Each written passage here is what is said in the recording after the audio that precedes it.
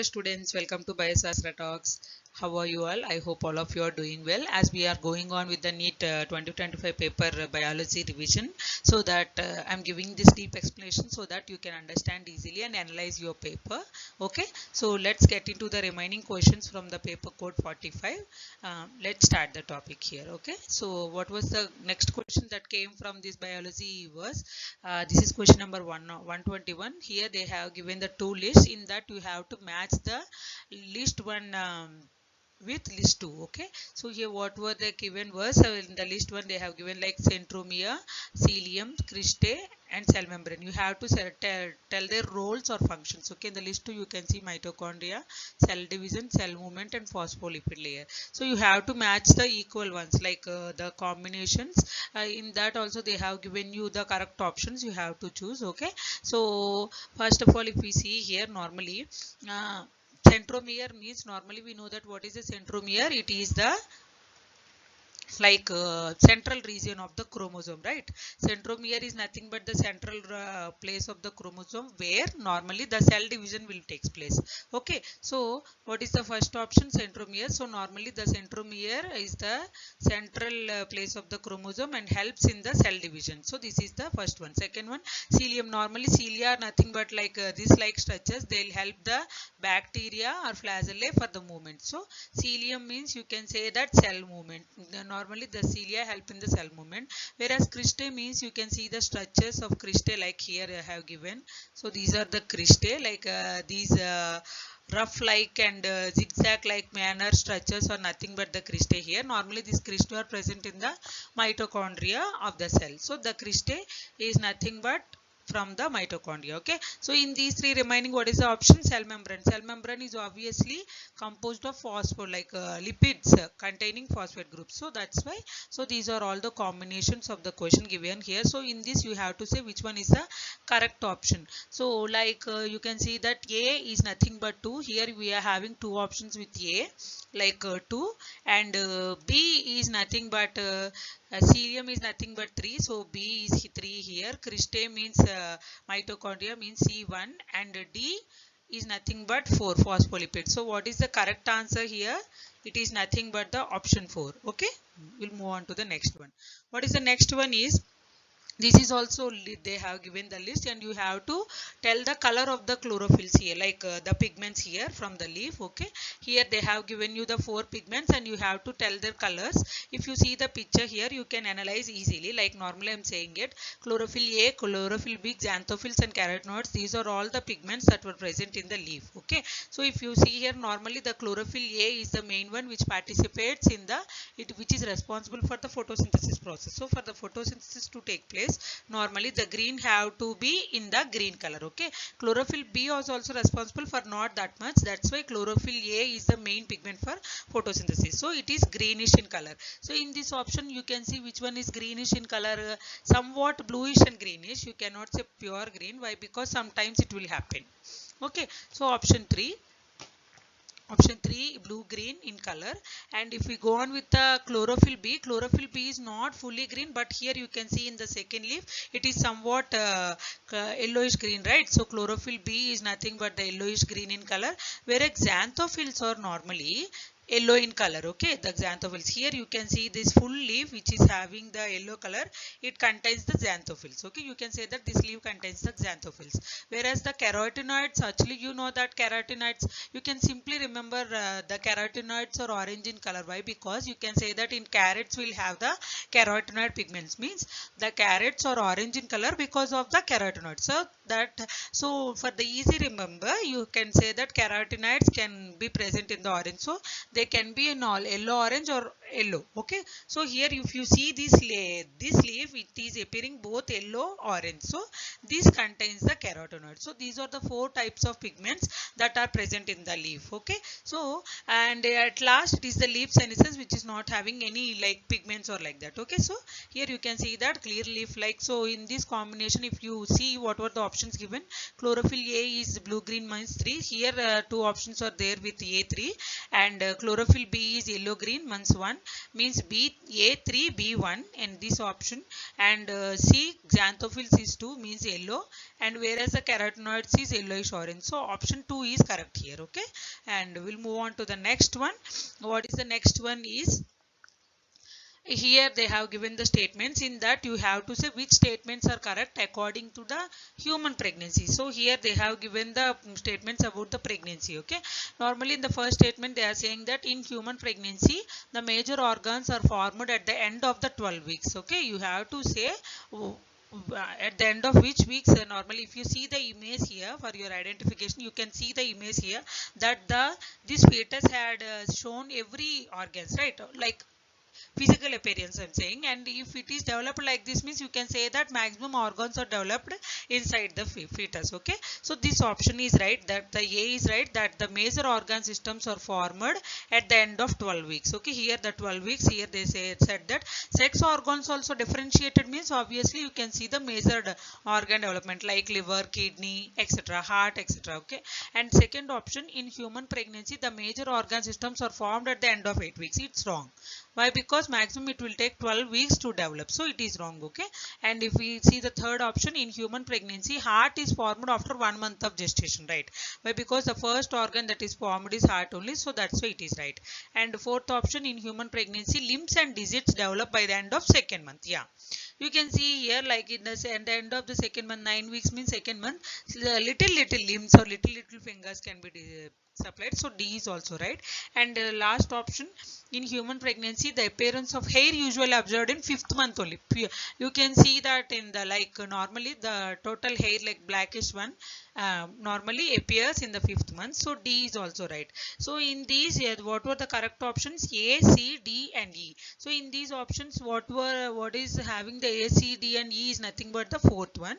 So according to the pregnancy, these were all the correct options they have given. Okay, we'll move on to the next one. What is next one is, in the seeds of cereals. So this question they gave from the plant kingdom. So in the seeds of cereals, 1 minute. The outer covering of endosperm separates the embryo by a protein-rich layer called. So here they are asking about what is the layer that is present around the cereal seeds. Okay, so here they have given the options: coleoptile, coleorhiza, integument and aileron layer. Okay, so in these four you have to say which one is the layer that is proteinaceous in nature and that separates the endosperm from the embryo sac. So if you see the picture of the like monocotyledon, like seed. Okay, when it is in the seed stage, if you see the picture here, you can see so many like embryo and ectoderm, endoderm, etc. Here if you see what they are asking, it is about asking about the outer covering of the endosperm, right? So if you see here, this is the endosperm here. Okay, in the endosperm, what is the outer covering of endosperm? So this is the outer covering. Okay, this green one is the outer covering. It is separated from the embryo. Okay, normally this is the embryo. This is separated from the outer covering with the help of this white line. You can see, right, this which is having. So this layer, that layer is normally proteinaceous in nature. What is the role of this white layer is, what it will do means it will supply nutrients, means proteins and etc. to the embryo to grow. Okay, so that is the layer of this layer. So that layer is known as aileron layer. Okay, so you can see this one is the aileron layer. If you see the detailed structure, so it contains so many proteins and which will help for the nutrition of the embryo to grow. Okay, so the aileron is the right answer here, which will separate the embryo from the outer covering. Okay, if we move on to the next question, what is next question is, identify the part of a bioreactor.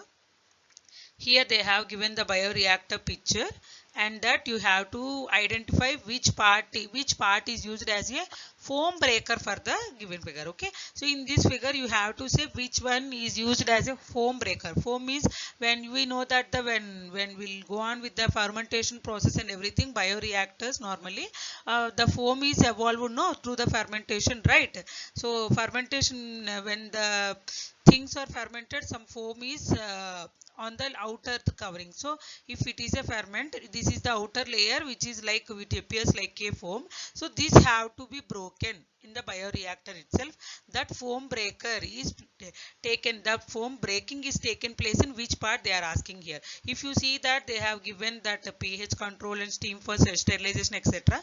In that also they have given the A, B, C, D options. So normally this A is nothing but here, if you see, it is a motor which is used for running. Okay, so this the picture A, in this picture A is nothing but motor, and this B is the foam breaker actually. Okay, so why? Because when they enter the acid base like the ferment or anything, here only when it will rotate like this, the foam will break down and the solution settles down. Okay, so that's why the B is the foam breaker. If we go on with the C, it is nothing but the culture broth, which will culture the broth that is inside. Okay, and D is nothing but the sterile air which is supplied. Sorry, okay, air is supplied from here, sterile air, so that the organisms which are present like the bacteria or anything can survive easily. Okay, so this is the, so in that you have to say which is a foam breaker in this option, the B. Okay, so second one is the correct answer. We'll move on to the next question. What is next question is, given below are two statements. Okay, here they have given the two statements here. In this you have to say which one is correct, which one is wrong, and which is correct explanation or not. So in this assertion, a typical unfertilized angiosperm, normally it is a angiosperm of embryo sac at maturity is 8 nucleated and 7 celled. Okay, we know that the unfertilized angiosperm embryo sac is normally, it is known as 8 nucleated 7 celled embryo sac. Why? Because if you see here, it is having total 7 cells. 1, 2, 3. Okay, 1 minute.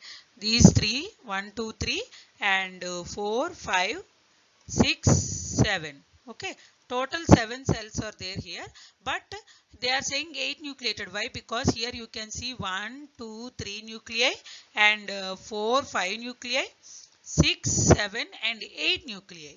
Okay, so totally this unfertilized embryo sac contains normally 8 nuclei with 7 cells. Okay, so like that, so according to this the assertion is right. Why? Because it is a typically 8 nucleated 7 cell. If we move on to the reason that the egg apparatus has 2 polar nuclei. If you see here, normally, 1 minute, I'll erase it. So if you see here, this is the egg apparatus, right? 1 minute. So this is the egg apparatus, right? Normally what they are saying, the egg apparatus has 2 polar nuclei. If you see the picture, where are the polar nuclei are present? In the middle of the embryo sac, right? So normally polar nuclei are not present in the egg. They are away from the egg. Okay. So the option reason is wrong here. Why? Because the egg does not contain the polar nuclei. It contains normal nucleus and 2 synergids. Okay. So that's it. So that's why the assertion is right, whereas the reason is wrong. Why? Because here the egg apparatus is 1 egg cell. Here you can see that it contains 1 egg cell and 2 synergids, but not polar nuclei. So reason is wrong here. Okay, we'll move on to the next question.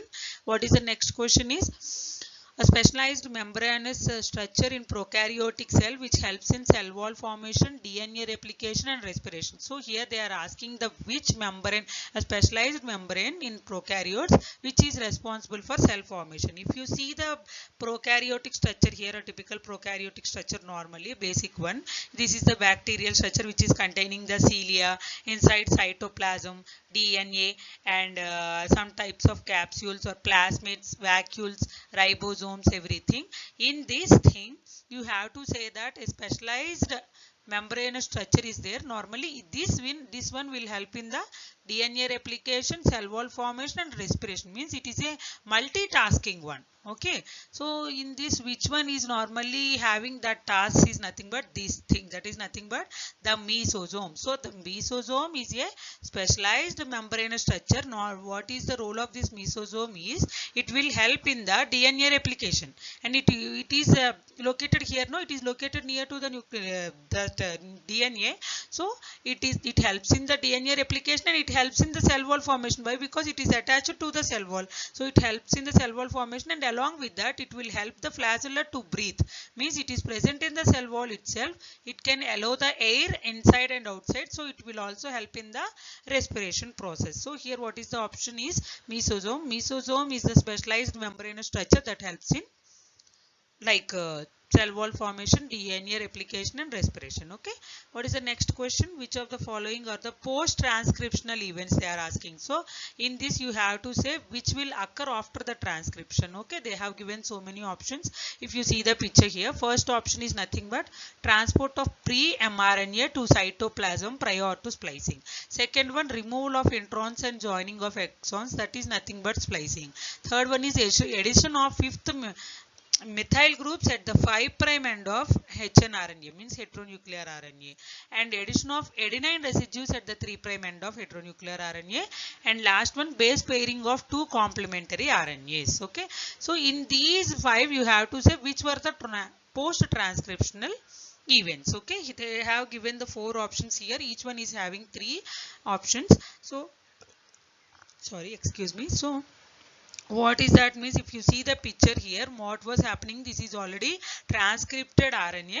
Here you can see the removal of introns that are present, and the addition of the exons, which is forming a total mature mRNA. Okay, this is a premature mRNA normally, which is suddenly, like just now came from the transcripted from the DNA, and it is premature. Why? Because it is not fully located. So after the transcription, what will happen means the splicing will take place. That removal of introns is known as splicing here.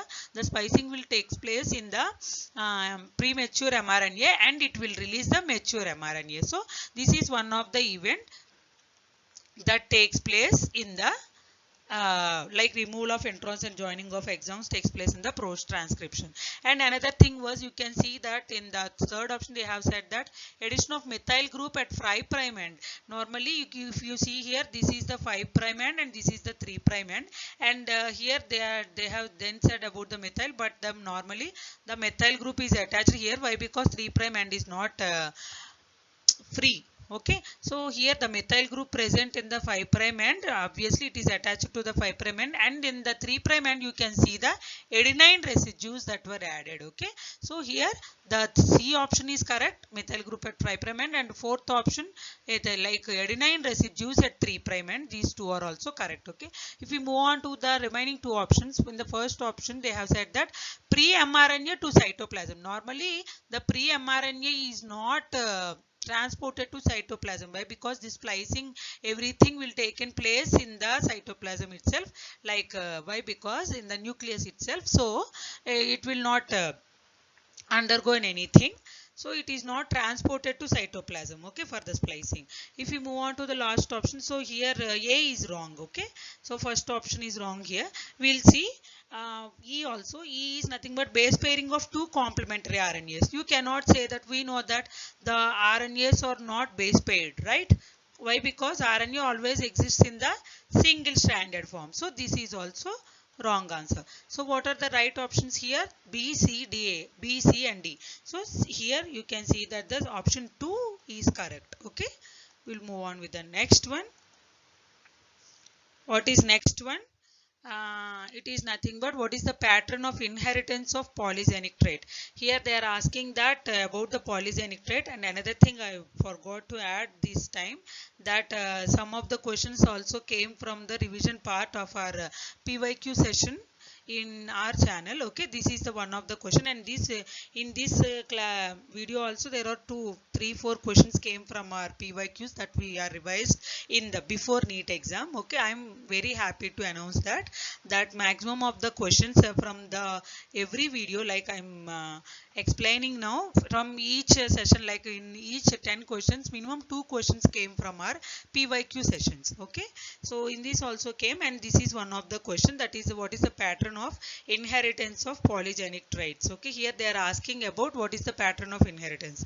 They have given the 4 options, that is Mendelian inheritance, non-Mendelian inheritance, autosomal dominant pattern, and X-linked recessive inheritance pattern. Okay, so you have to say in these 4 which one is nothing but the polygenic trait inheritance. Okay, so if you see that normally polygenic trait inheritance means inheritance of so many characters or only one character. For example, if we see the skin color, normally the parent is white and the father, like mother is white and the father is black, you can expect the 3 combinations, either white or black or medium complexion, right? So this medium complexion kid will have the genes from both white mother and the black father. Means here two types of genes and more than one gene is responsible for the skin color of this kid, right? So that's why this is known as the polygenic inheritance. Means so many types of genes. Why? Because the white color is coded by some genes and the black color is coded by another genes, whereas the medium color is coded by different genes, right? Means that genes will come from both of these genes crossing. Okay, so that's why here the child had inherited the polygenes from their parents. So this is known as the polygenic inheritance. Normally they are asking this, what is this? According to the Mendel, we know that normally Mendel said that the genes will be inherited from the parents to offspring, but he did not said that like polygenes will be, because he said only one or two. So polygenic inheritance is not explained by the Mendel. So the Mendelian inheritance pattern is not, it is not the Mendelian inheritance pattern. Okay, if we see that autosomal dominant pattern, autosomal dominance, autosomes means what? Same. Autosomes and allosomes, we know that, right? Autosomes means like the remaining 22 chromosomes responsible for everything, whereas allosomes means sex chromosomes, right? So in the polygenic inheritance, sometimes you can also see that this is also known as sex linked or X linked inheritance. So normally the polygenic inheritance comes from the X chromosomes, nothing but from the allosomes, not autosomes. Okay, so this is not the autosomal dominant pattern. And X-linked recessive, they are saying recessive inheritance pattern. It is not the recessive. If it is recessive means normally the parent having white and black, he will not get the medium complexion. If the genes are recessive means he will not get it, right? The genes are dominant. That's why both the genes are dominant here. Which one of them, like the dominant and dominant combine to form this medium complexion. Okay, so this is not the recessive one, so this is also wrong answer. So in this, what is the right answer? The non-Mendelian inheritance pattern. Okay, so the right answer for this option is polygenic traits. Okay, so another examples are also like skin color, height of the kids are also sometimes comes under polygenic inheritance. Okay, we'll move on to the next question. What is next question is, which one of the following enzymes contain heme group? So here they are asking about the heme group. In these enzymes, which one will have the heme group as a prosthetic group? Okay, if you see here, normally this is the picture of an enzyme which is containing the heme group. Actually I just revealed the answer. So if you see that where are the heme groups here, if you see these H1s and everything, so this one is having the heme group here. Heme group is nothing but this thing, right? The iron which is containing the nitrogens, this is nothing but the heme group. So normally the heme group is present inside. If you go on with the hemoglobin, why it is known as hemoglobin? Actually it contains this heme group. Okay, heme group means the nitrogens and the iron. Okay, so this group is also present in some other enzymes, that is nothing but catalase. Okay, so here catalase is the right answer, which will help, this enzyme will help in the process of catalyzation or something, which catalyze the breakdown. Normally what they'll do, they'll break down the hydrogen peroxide to water and oxygen. So here the heme is the prosthetic group, will help, which will help the enzyme to act fastly. Okay, that's it. Next one. Each of the following characteristics represent a kingdom proposed by Whittaker. So here they have given some options. Each one will show the characteristics of 5 kingdom classification of Whittaker. In this you have to arrange them in the increasing order of complexity of body organization. Okay, increasing order of complexity of body organization, you have to arrange them. In this, if you see that they have given that so many order, like multicellular heterotrophs with cell wall made of chitin, and heterotrophs with tissue or organ system level, and prokaryotes with cell wall made up of polysaccharides and amino acids, eukaryotic autotrophs with tissue or organ level of body organization, and eukaryotes with cellular body organization. So okay, so these are all the things that related to the 5 kingdom classification. You have to arrange them in the order of complexion of the body organization. Okay, we'll see it according to that what they'll say. picture. Okay, if you see the picture you can understand. So this is the 5 kingdom classification here. Actually I have given the answer also. Normally first thing in the options is also this is the correct order. Actually in the image is the correct order. First of all you can see the prokaryotes with cell wall. Why? Because body organization they are asking, right? So prokaryotes body is not fully organized, so prokaryotic cell wall, and then some protists or bacteria. Okay, and then protista like cellular body organization, protists and like that, and then the fungi are somewhat little body organized, and then you can see the eukaryotes. Eukaryotes are also like, first of all the eukaryotes are for in the eukaryotic section you can see the plants and then animals. So in these all the animals are having the full body organization. Why? Because we are having live every like so many organs like liver, kidney, heart, brain, etc. Means the body is fully organized with certain organelles. Whereas in the plants you cannot see that much organization. You can see leaves, stem and etc. Whereas in the fungi also you cannot see the body structure. You can see some flagellae and body like that. In the protists also, in the bacteria you cannot see anything, just only cell wall and some nucleus enzyme. Okay, so according to this you have to arrange in order, no? So the C comes first with prokaryotes, and then eukaryotes with cellular body division, means only cells. The protists contain only cells. Okay, that is nothing but kingdom protista. And then multicellular only means so many cells will combine to form a fungi. So this is the multicellular one, that is nothing but the kingdom fungi. And the autotrophs with tissue or organ level, and autotrophs means which can synthesize their own food, right? So that is nothing but the kingdom plantae here. And last one heterotrophs. Why? Because they cannot prepare their food, they'll depend on the autotrophs, and they show the fully organization. So what is the right order here is C, E, A, D, B. Okay, that's it. We'll move on to the next question. What is the next question? Who is known as the father of ecology in India? We know that who is the father of ecology. He is nothing but simply Ramdev Mishra. Okay, Ramdev Mishra is the father of ecology in India.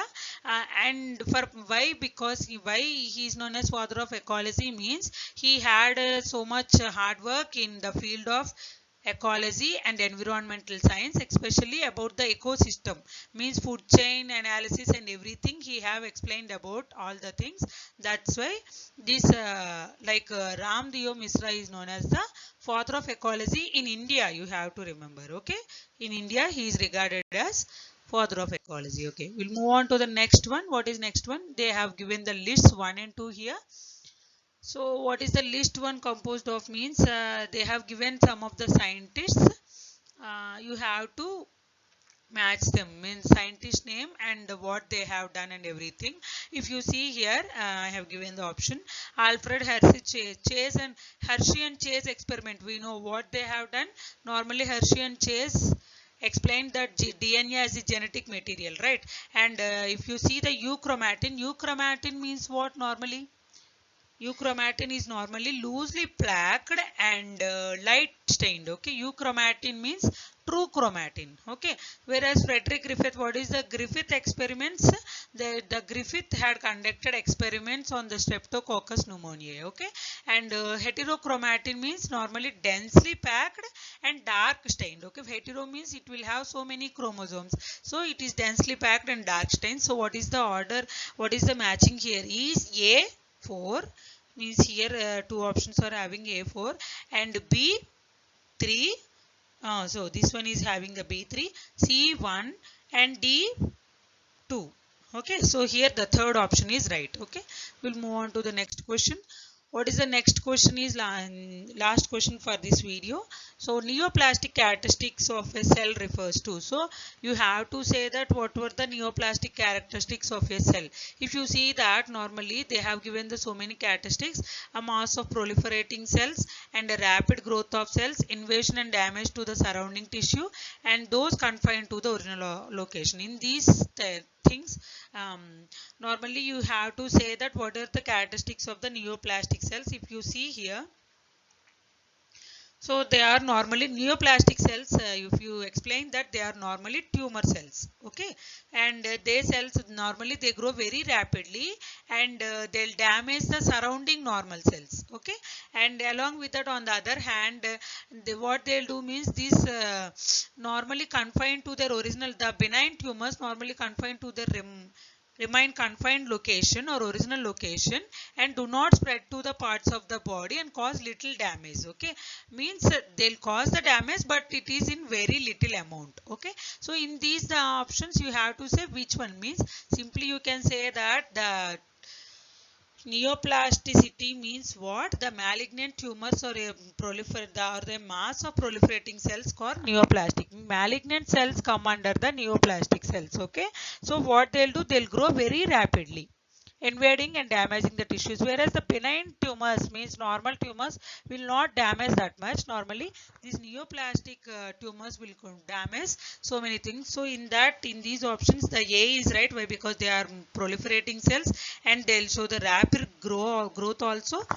And another thing, invasion and damage to the surrounding tissue, those confined to the original location, like they are not confined to the original location, they'll invasion and damage also surrounding tissue. So option A, B, C and D, A, B, C like are the right options here according to the neoplastic characteristics. Why? Because they are not confined to the original location, they'll also damage the surrounding tissues, okay, that's why. So that's it guys, these are all the questions that we have covered in this video, and we'll go on with. That's it guys, thank you. I hope you all understood the question and answers and description from this video, and we'll move on with the next questions in the next video. And along with that, if you want to continue and if you want the remaining questions from the biology revision, like biology paper, just try to watch the next video, and these were all the questions that were coming in the next video. If you want the answers from this question, for these questions, subscribe to my channel by Sastra Talks, and like the videos that I have uploaded, okay. Thank you so much guys.